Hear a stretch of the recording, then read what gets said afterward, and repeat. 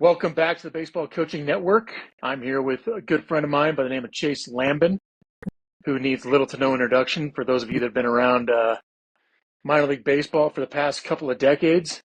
Has it been a couple decades or more? Yeah, it's 2 decades and a half. Sheesh, getting old, buddy. Mhm.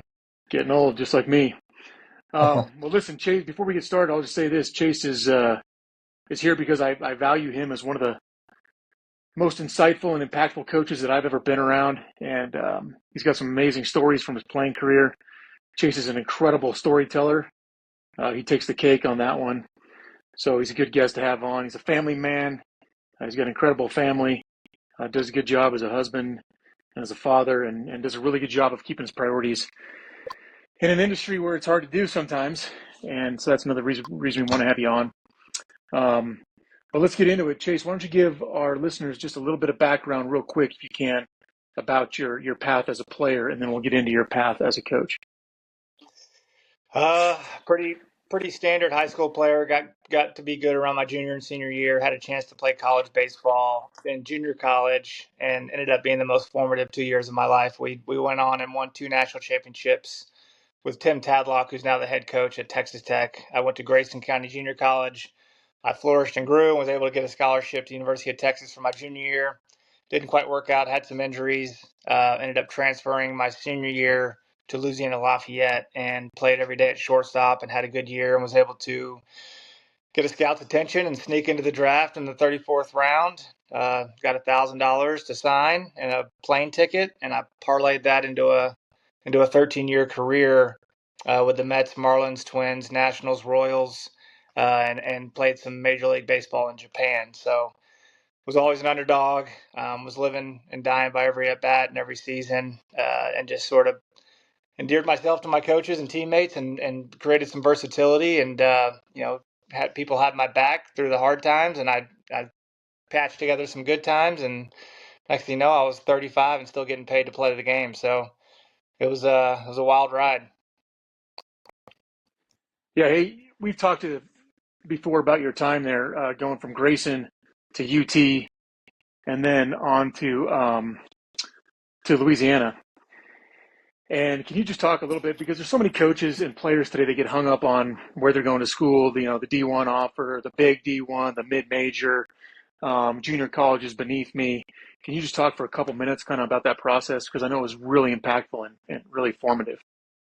Yeah, that was me. I was the University of Texas or bust. My brother played there. My parents went to school there, and I didn't think there was another school in the entire country. And when that didn't happen, I was kind of left with nothing. I turned down a lot of schools, and begrudgingly signed to play junior college as that guy, thinking I'm better than this. And I show up to play shortstop, and there's 6 other shortstops there that arguably all 6 were better than me. I mean, guys like John Lackey was a shortstop, and Kevin Thompson was a shortstop, and Brandon Fahey was a shortstop, and and that wasn't even the guy that played shortstop, and all those guys played in the major league. So I moved to third, Lackey went to first, and so you end up finding out how good you're not when you get to the higher levels. And junior college was the most paramount, perfect thing for me to go do because of the amount of at bats and games I got to play that I wouldn't have otherwise. So I tell kids now, like, if you have a chance to go play JUCO, I mean, don't pass it up. It's such an informative time. And then I got to go to the major D1, the University of Texas, which was polar opposite of the grindy junior college, and then ended up at the mid major, which I felt like was just right for me in terms of the way I played the game, the way I approached it. So got to experience a little bit of all of it. I got to experience 3 tremendous coaches with Tadlock, Garrido, and Robichaux. I learned a ton from them. But it's where you go play baseball. It's not about your social media blast and getting the attention. It's about you getting development and getting to be the best version of yourself. So you need to go somewhere that you fit in, you feel comfortable, and you're going to get reps, and you're going to be able to play, which is what I fortunately was able to do and be able to get drafted. Yeah, it's funny. I go back to my own experience going from high school right to mid-major D1, and I got there, and every player that was there was as good or better than everybody I had been around as a high school player. And I was like, Yeah, what the heck did I get myself into? And I was just yeah, praying. I was like, man, I hope I don't get cut. And I redshirted, which was I needed to do. But I redshirted, and then my freshman year, I got 40 at bats. So I'm 2 years into college now with 40 at bats.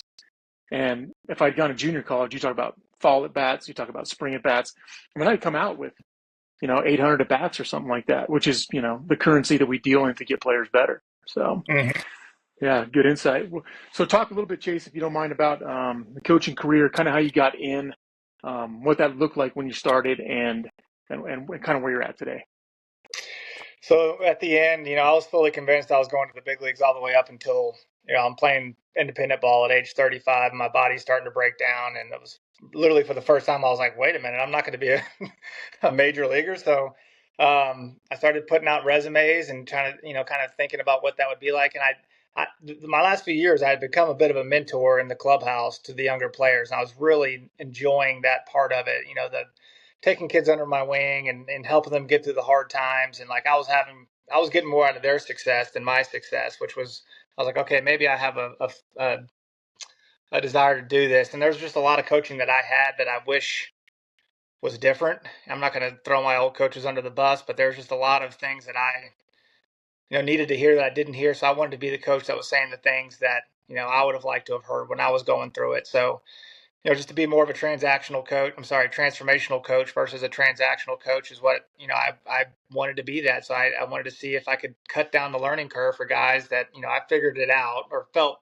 like I kind of knew what I was doing at age 27 after a lot of trial and errors. Like, how can I get someone to know what I knew at 27 when they're 22 was kind of my thinking. And, I kind of went into coaching eyes wide open, not knowing if I'd be any good at it or, if it was going to be what I was going to do for a long time, but here I am 10 years later. Yeah, and you're currently in Round Rock, right? AAA bench coach. Yes. Yeah, so you go AAA bench coach. You're like you're going to the spring trainings. You spend it with the major league club. You spend a lot of time with the major league players because they bounce between AAA and the big leagues up and down. So aside from being on a major league staff, like you're at the pinnacle of development right now. Why don't you tell real quick about the first job you got and kind of what getting your foot in the door looked like, and kind of what you thought about the offer and the decision that you made. Yeah, I'll never forget. I got called by the farm director of the Rangers, and he offered me a fourth coaching job. And I'm not going to say the number, but it was a very low amount per year. And I was like, first off, what's a fourth coach? And second off, like, that's not going to cut it. So I pretty much Yeah. told him to kick rocks. And I called my wife, Sarah, and was telling her about this, this clown that gave me this clown offer. And to her credit, she was like, well, who says you're a good coach? I'm like, I mean, I played a lot. She's like, okay, you played a lot. Doesn't mean you're going to be a good coach. You should go show them you're a good coach, and then you'll be compensated, with your position and your money. And I'm like, oh dear. So I'd call this guy back and kind of apologize and say I'd like to take the interview and proceed with it. And ended up taking the job and was a fourth coach in Spokane, short season, low A, the bottom of the development ladder, went back to the bottom and just fell in love with it. And thank God I had a wife that had better prudence and wisdom than me. And Amen. yeah, so she once again stepped in and saved me from myself. Yeah, I was hired by the same guy and in the same situation, and there's several guys still in the game and guys that had good coaching careers that got that fourth coach offer, for like meal money and housing essentially, and and parlayed that into a nice career. But thankfully, Sarah was there to help and guide you make a good decision. But it's that ego that took a 34th rounder and kept him in the game as a player for more than a decade. So kind of a give and take, Yeah. um, which makes for a great story. So